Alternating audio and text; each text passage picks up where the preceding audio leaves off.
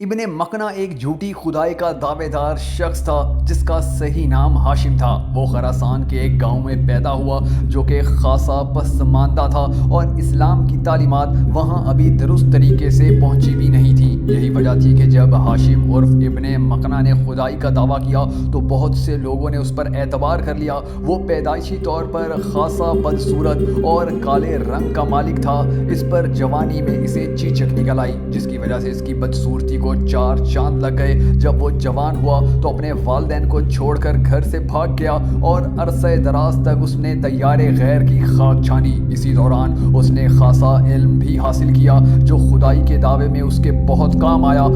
پہل گاؤں میں واپس آنے کے بعد اس نے خود کو نعوذ باللہ پیغمبر کہنا شروع کر دیا۔ جب خاصے لوگ اس پر ایمان لے آئے تو وہ انہیں لے کر ماور النہر کے علاقے کش میں پہنچ گیا۔ وہ علاقہ اس کے مقاصد پر پورا اترتا تھا کیونکہ وہاں اس نے ایک قلعہ بھی تعمیر کر لیا تھا، بلکہ یہ ایک پہاڑی قلعہ ہونے کی وجہ سے جنگ میں بھی مضبوط دفاع فراہم کرتا تھا۔ اور یہ سب کرنے کے لیے پیسہ دولت اس نے اس علاقے سے گزرنے والے قافلوں کو لوٹ کھسوٹ کر حاصل کی۔ وہ دور دور تک مشہور ہو چکا تھا اور لوگ اسے دیکھنے یا اس سے بحث مباحثہ کرنے آتے تھے۔ اس لیے اس نے اپنی بدصورتی چھپانے کے لیے سونے کا مکوٹا بنوایا اور اسے ہر وقت چہرے پر چڑھائے رکھتا۔ اس نے اپنے پیروکاروں پر لوٹ مار حلال کر دی تھی، بلکہ انہیں حکم دیا کہ وہ اپنے گھر والوں کو بھی قلعے میں آباد کریں۔ بہت سے لوگوں اور بغداد کے علماء نے اسے جھوٹا کہہ کر معجزہ دکھانے کو کہا تو اس نے ایک نقلی چاند بنایا جو نقشب کے علاقے سے طلوع ہوتا تھا اور صبح کے وقت غروب ہو جاتا۔ اس کی روشنی 30 میل تک پھیلی ہوتی تھی۔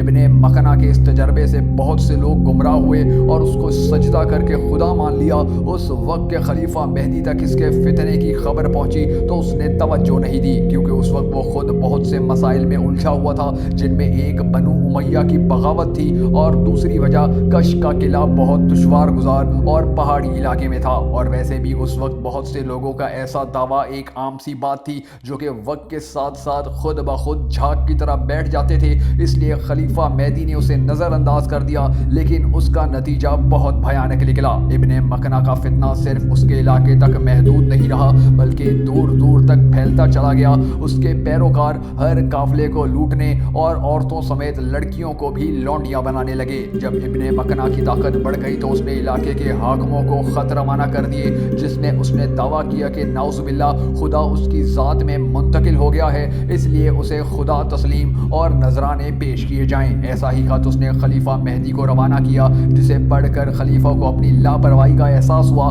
اور اس نے جواباً اپنی فوج اس فتنے کی سرکوبی کے لیے روانہ کر دی۔ چونکہ خلیفہ مہدی نے اسے معمولی سا آدمی سمجھا اسی لیے مختصر فوج روانہ کی تھی جس کا نتیجہ اسلامی فوج کی بدترین شکست کی صورت میں نکلا۔ شکست کے بعد خلیفہ مہدی نے باقاعدہ پوری جاسوسی اور تیاری کے ساتھ اپنے وزیر معاویہ بن عبداللہ کی سرپرستی میں ایک لشکر اس فتنے کی سرکوبی کے لیے تیار کیا۔